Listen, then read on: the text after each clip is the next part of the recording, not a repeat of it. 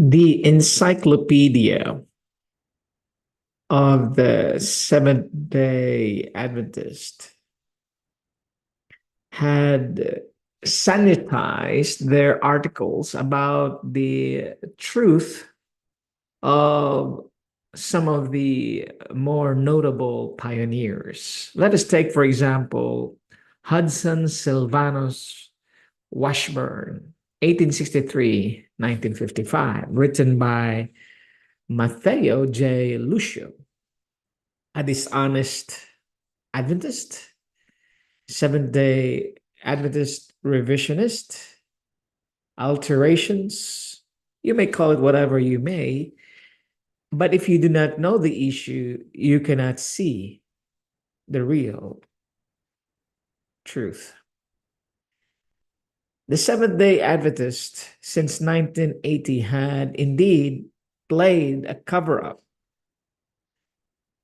I believe the Seventh-day Adventist Church had significantly, discreetly covered up the real history of the Seventh-day Adventists. They may release some statements, very crafty, scripted statements about our pioneers as considered in error, but they will not go back and investigate the truth about what the pioneers believed. Let us take, for example, the case of Washburn Hudson Sylvanus. If you read in Encyclopedia of Seventh-day Adventism, the water version is very clear. If you read the whole article, which I will not do right now, but I would like to encourage you for your own consumption.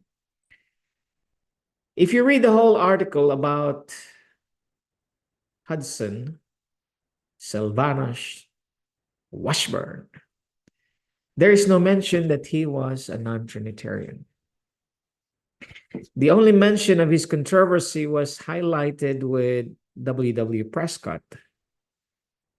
Professor Prescott, or Dr. Prescott, however you may address him in worldly terms, was at odds with Washburn because of not only the daily, as the new theology of the Seventh Adventist Church is being propagated, but it's about the non-Trinitarian heresy that W. Prescott is supporting in the Seventh Adventist Church. The history of the Seventh-day Adventist is covered up by men like Lucio, whether he is conscious or not.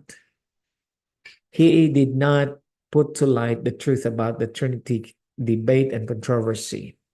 Washburn was a non-Trinitarian, and he wrote this letter, authentic letter, to W. Prescott.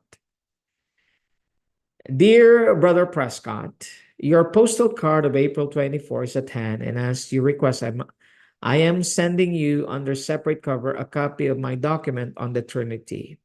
You see, that was the issue, because the church is trying to destroy the fundamental principles of the original pioneers. Washburn said, and I would not like to further elaborate, just read it. You are very much mistaken when you state that I have not represented your teaching on the Trinity correctly. I have quoted from your printed sermon in Tacoma Park Church, October 14, 1939, your exact words. And in my document, I have spoken highly of you personally with the utmost regard.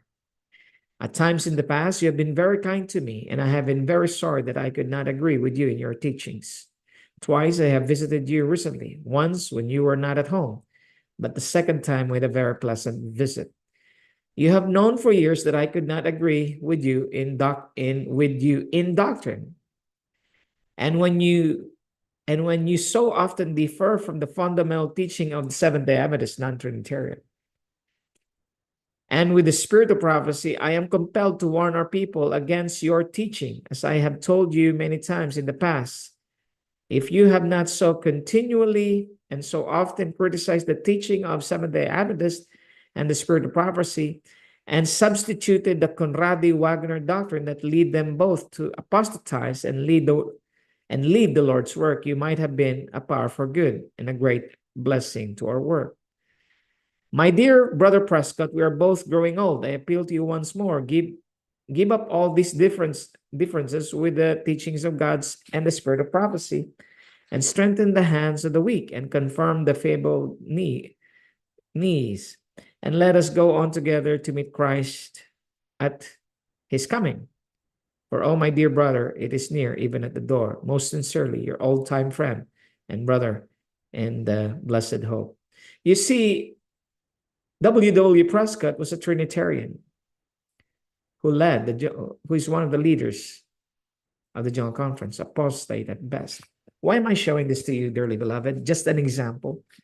Because the Seventh-day Adventists had been infiltrated heavily by the enemy. And you who may be conscientious and responsible should investigate this claim.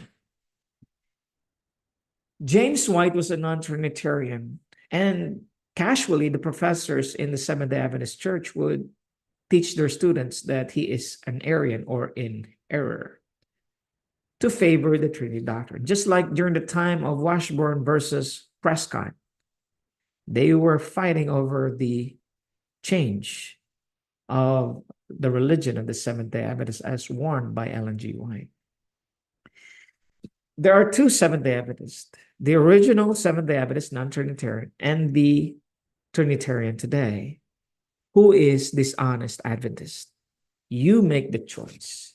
You decide. If you study carefully and if you read history of the SDA Church and the cover-up and the use and abuse of Ellen G. White's few quotes to make it appear she was Trinitarian should be enough for you to say there are dishonest Adventists. Cover-up. They sanitized historical truth by altering the truth to make it appear truth is error and error is truth. The Trinity doctrine has damaged the spiritual principles of the Seventh-day Adventists. The Trinity doctrine brought in by men like Prescott and others in the Seventh-day Adventist Church indeed is worthy of investigation. So if you see the Seventh-day Adventists today and bannering the Trinitarian doctrine and defending it, do know that this was not the original faith of Washburn and the others. Dishonest Adventists, we should return to the more honest, pure Seventh-day Adventism. The first 50 years of Seventh-day Adventism will tell us the true gospel. May God our Father bless you and his Son be gracious to you now